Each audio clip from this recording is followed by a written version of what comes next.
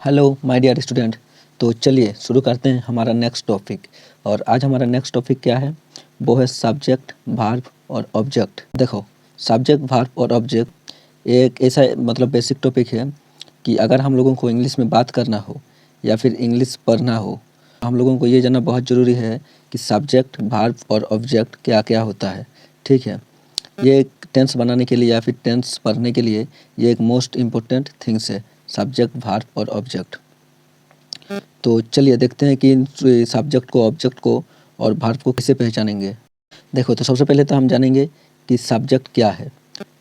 Subject वो noun या pronoun जो वाक्य में किसी कार्य को संपादित करता है उसे सब्जेक्ट कहते हैं।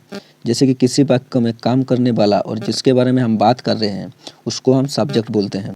किसी वाक्य में जो काम करने वाला होता है और हम किसी वाक्य में जिसके बारे में बात कर रहे होते हैं वो होता है सब्जेक्ट।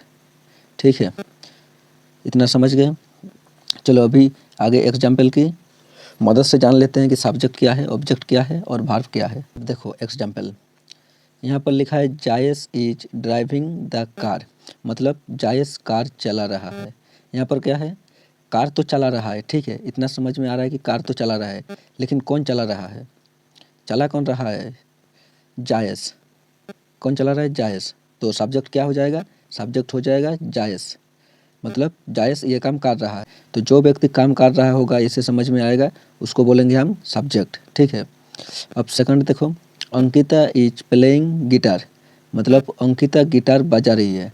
गिटार बाज तो रहा है। ठीक है, ये तो समझ में आ रहा है कि गिटार बाज रहा है, लेकिन कौन बजा रहा है या फिर कौन बजा रही है? तो कौन बजा रही है? बजा रही है अंकिता, मतलब यहाँ पर सब्जेक्ट हो जाएगा अंकिता। अंकिता हो जाएगा यहाँ पर सब्जेक्ट। ठीक है, अब next, I am teaching English, मैं इंग्राजी पढ़ा रहा हूँ। ठीक है, अब देखो, इंग्राजी पढ़ा रहा हूँ, इंग्राजी पढ़ा रहा हूँ, लेकिन कौन पढ़ा रहा है इंग्राजी?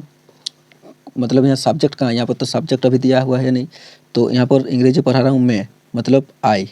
तो यहाँ पर सब्जेक्ट क्या हो जाएगा? आई, मतलब मैं सब्जेक्ट हूँ। ठीक है, इतना समझ में आ गया? क्लियर? कोई डाउट? देखो, कोई डाउट होगा, कुछ भी डाउट होगा तो मेरा इंस्टाग्राम का लिंक यहाँ पर दिया हुआ है, वहाँ पर फॉलो करके मुझे अपना डाउट क्लियर कर लेना। ठीक है, भार्ब। भार्ब क्या है? देखो, भार्ब एक ऐसा शब्द है जिसका प्रयोग कुछ कार्य, भावना या अस्तित्व को व्यक्त करने के लिए किया जाता है। ये हमें एक वाक्य में विषय के बारे में कुछ बताता है।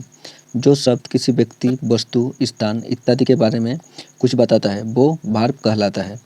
जैसे सोना, जगना, पढ़ना, घूमना, नाचना, बात करना, समझना, उत्तेजित होना, मजाक उड़ाना, पूछना आदि। ठीक है, अब देखो, इसमें भी वर्ब दो तरह के होते हैं।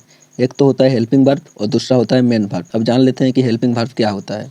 हेल्पिंग वर्ब क्या होता है? हेल्पिंग वर्ब वो होता है जो किसी वाक्य में उस वाक्य का समय या काल बताने में हमारा हेल्प करता है। साधारण भाषा में अगर आपको समझाएं तो हेल्पिंग वर्ब वो होता है जो वाक्य को बताने में हेल्प करता है।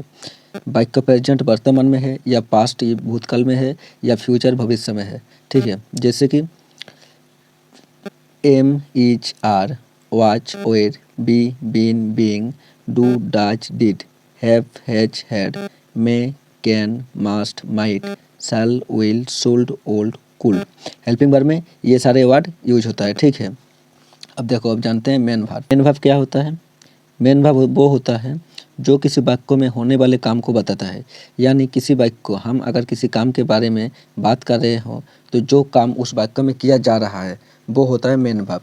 जैसे कि गो, जाना, काम मतलब आना, प्ले मतलब खेलना, टीच मतलब पढ़ाना, गिव मतलब देना, रीड मतलब पढ़ाना। जैसे एग्जाम्पल में देखो, Jais is driving the car. ठीक है, जायस कार चला रहा है। ठीक है, तो पहले वाले में तो हम जान गए थे कि सब्जेक्ट किसको बोलते हैं, तो यहाँ पर सब्जेक्ट हो गया जायस।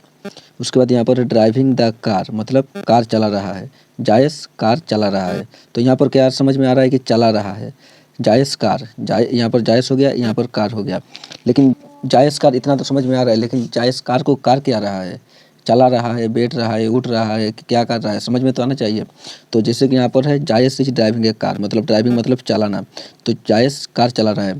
तो यहाँ पर भार्ब क्या हो गया? यहाँ पर भार्ब हो गया ड्राइविंग, ड्राइविंग हो गया यहाँ पर भार्ब। ठीक है, मतलब जायस कार चला रहा है।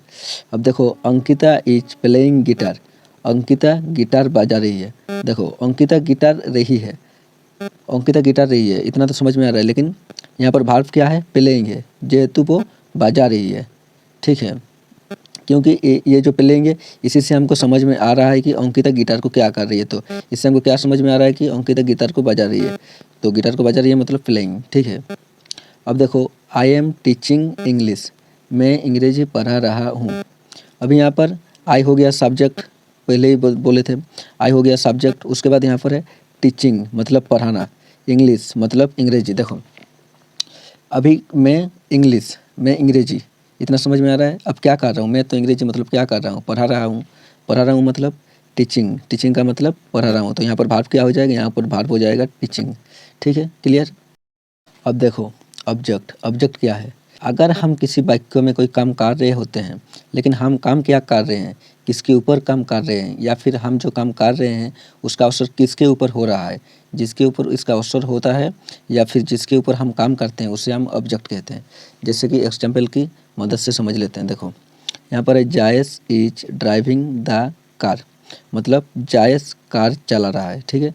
यहाँ पर देखो जायस है, जायस चला रहा है।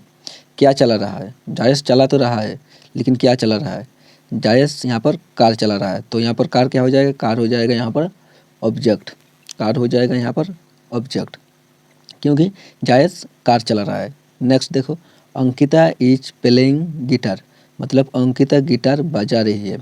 अब अंकिता बजा तो रही है, अंकिता हो गया सब्जेक्ट, प्लेइंग हो गया भार्ब, अब ऑब्जेक्ट बचा, मतलब अंकिता बजा रही है, मतलब क्या बजा रही है, गिटार।